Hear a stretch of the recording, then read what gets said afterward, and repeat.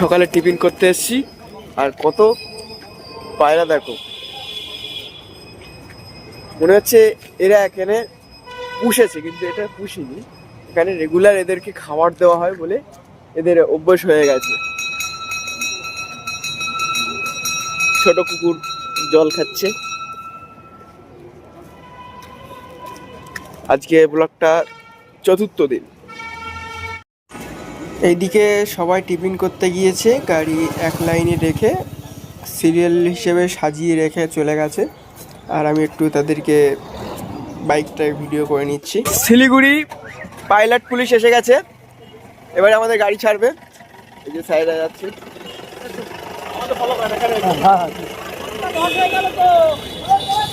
এই গাড়ি running start হবে।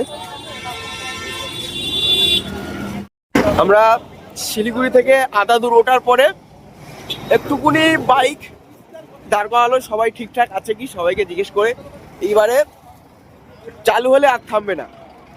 দার্জিলিং আমরা গ্যাংটকের উদ্দেশ্যে বেরিয়েছি। আর এই পিছনে দেখা যাচ্ছে কি বলতে পারছি না, পাহাড়, পিছনে পাহাড় আছে। এই এখানে ভালোভাবে দেখতে পাওয়া যাচ্ছে পাহাড়, পাহাড় আছে। আমরা যত পাহাড়ের উপরের দিকে উঠছি তত আমাদের কাছে পাহাড়টা নতুন মনে হচ্ছে। আর সাইডে তিস্তা নদী সেই লাগছে, আর পাহাড়ের যা চূড়া, যেতে যেতে তো আমাদের মানে ঝর্ণার জলও কিছু গায়ে পড়েছে, অনেকেরই মানে গা ভিজে গিয়েছে। এদিকে পিছনে আমাদের ফিরোজ আর সুরাজ আছে এফজেড গাড়ি নিয়ে, আমরা আমাদের পিছনে আমাদের 25 ও 26 সিরিয়াল হিসেবে আরও সব যারা আছে পিছনে আছে। আর এদিকে তিস্তা নদীর পাশ দিয়ে আমরা পুরো যাচ্ছি, আমাদের তো বুকের খাঁচা আর মানে উড়ে গেছে। প্রথম আমরা যখন পাহাড়ে উঠছি তখন আমাদের খুবই ভয় লাগছে, তারপরে আস্তে আস্তে 10 মিনিট যাওয়ার পরে পুরো ঠিক হয়ে গেছে। তারপরে আমাদের পাহাড়ে যা এক্সপিরিয়েন্স, মানে নেক্সট লেভেল এক্সপিরিয়েন্স। আর এখন আমাদের ভয় লাগছে না, হাত ছেড়ে দিয়েও বলতে গেলে গাড়ি চালাতে পারবো। পাহাড়টা দেখতে পাচ্ছ, আর সাইডে রাস্তার কাজ চলছে এখন। এখানে যত সম্ভব রেলওয়ের কাজ চলছে, সিকিমের জন্য ভবিষ্যতে একটা রেলওয়ের ব্যবস্থা চালু হতে পারে। আমি বলতে পারছি না এটা রেলওয়ের কাজ কি, কিন্তু রেলওয়ের একটা কাজ কথা চলছে, রেলওয়েরই যত সম্ভব হতে পারে। আর এদিকে আমাদের 2-3 জন যার জ্যাম দরকার পড়ছে, যেখানে কোনো একটা সমস্যা হচ্ছে দাঁড়িয়ে পড়ছে। কোনো অতিরিক্ত সমস্যা হলে তারা আমাদের হেড কমান্ডারকে, মানে যে আমাদের হেড আছে তাকে ফোন করে বলে দিচ্ছে যে সমস্যা, তারা আবার পিক আপ করে নিয়ে তাদের সে সমস্যার সলভ করে নিচ্ছে।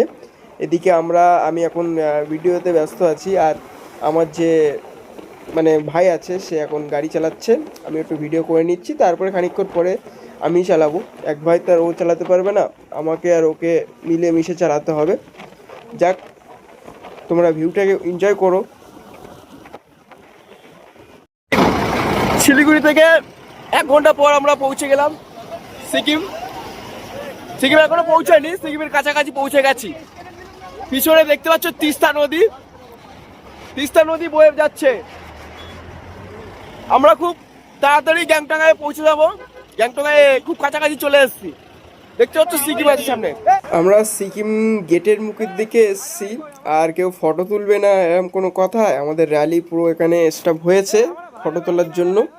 দেখতে পাচ্ছ সিকিমটা কত সুন্দর লাগছে, আর এদিকে তিস্তা নদী বয়ে যাচ্ছে। তিস্তা নদীর যে বয়ে যাওয়ার যে সাউন্ডটা সেই লাগছে। আর এদিকে তিস্তা নদীর যে আশেপাশে যে পাহাড়গুলো, পুরো সিনারিও ভিউ লাগছে। সিনারি ভিউ মানে যাদের হাই লেভেলের ক্যামেরাওয়ালা ফোন আছে তারা তো খুব সুন্দরই রিল বানাচ্ছে, আর আমরা তো বেকার ফোন, আমরা কি করব, ফটোই তুলে কাজ কারমি। সিকিমের ভেতরে এসে গেছি। এখানে তেলের দাম কম বলে এখান থেকে আমাদের ট্যাঙ্কি ফুল করে নেওয়া হচ্ছে, বাইকের তেল পুরো। এখানে খুব সুন্দর পরিবেশ আছে, কিন্তু আজকে আমাদের অতটা ঠান্ডা লাগছে না যতটা আমরা ফোনে ভিডিও দেখেছি যে আজকে মানে এখন বরফ পড়ছে, খুব ঠান্ডা লাগছে এখানে, কিন্তু আজকে অতটা ঠান্ডা নেই এখানে। ঠান্ডা নেই এখন, আবহাওয়া ওইদিকে যত যাচ্ছি তত ঠান্ডার আবহাওয়া পাচ্ছি, কিন্তু এখন মোটামুটি গরম আছে। এই যে পাম্প, সিকিম পাম্প, এখান থেকে তেল ভরানো হচ্ছে। এই যে সিকিমের নাম্বার প্লেট এসকে এসকে, দেখতে পাচ্ছ এসকে। সিকিমের মধ্যে এন্ট্রি করে গেছি আমরা।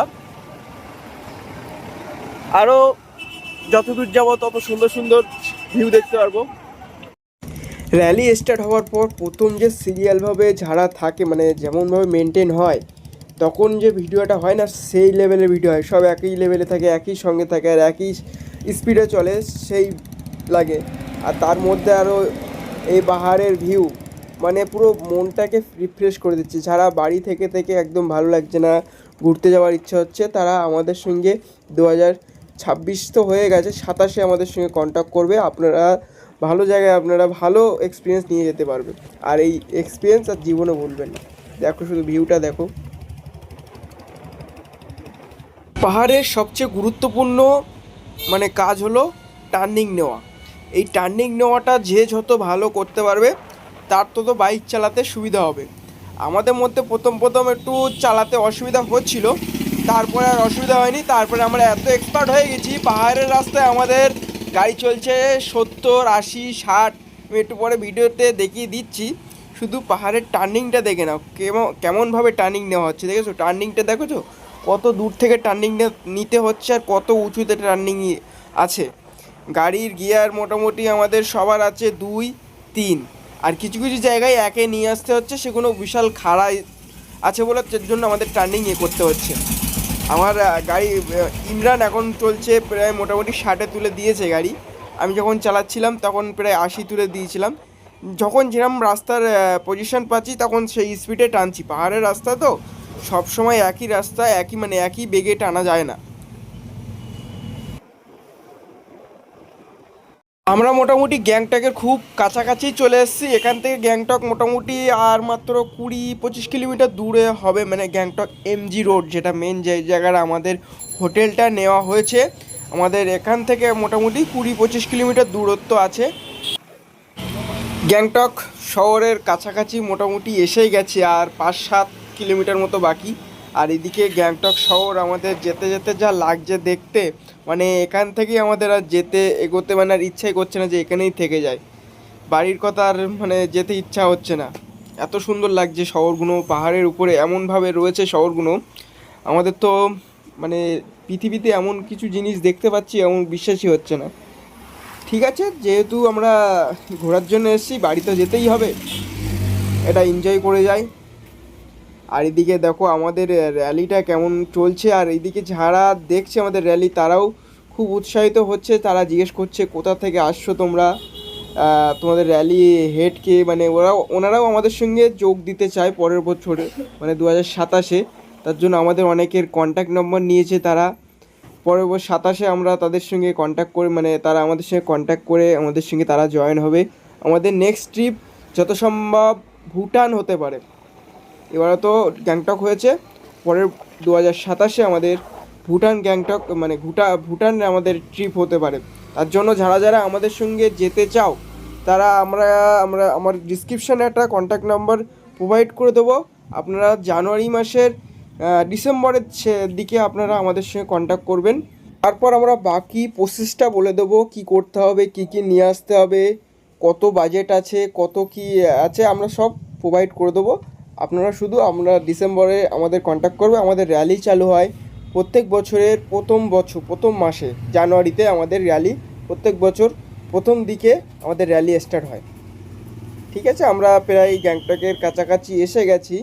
আর এদিকে একটু জনসংখ্যা বেশি হওয়ার জন্য একটু জাম লাগছে, কিন্তু অসুবিধা নেই, আমাদের রাস্তা অটোমেটিক ক্লিয়ার পেয়ে যাচ্ছি। আমরা বেশিক্ষণ লাগবে না আমাদের গ্যাংটকের মানে আমাদের হোটেলে যেতে।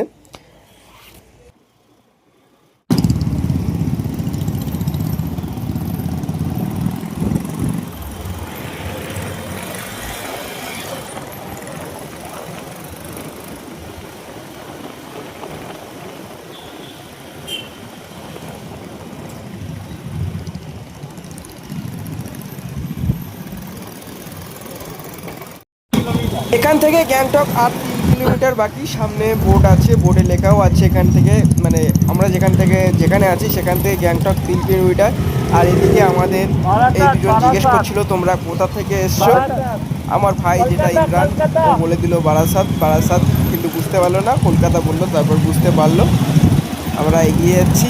আর ওইদিকে উপর থেকে একজন আমাদের টাটা দিচ্ছিল, ভিডিও করছিল, অনেকেই ভিডিও করছে আমাদেরকে, আমরাও তাদের ভিডিও রিপ্লাই করছি। তাদের চ্যানেল যদি থাকে তাদের চ্যানেলকে মানে আমরা সাবস্ক্রাইব করে দিচ্ছি। আর এদিকে আমরা এসে গেছি প্রায়, আমাদের এখানে পার্কিং হবে গাড়ি একদম শেষ।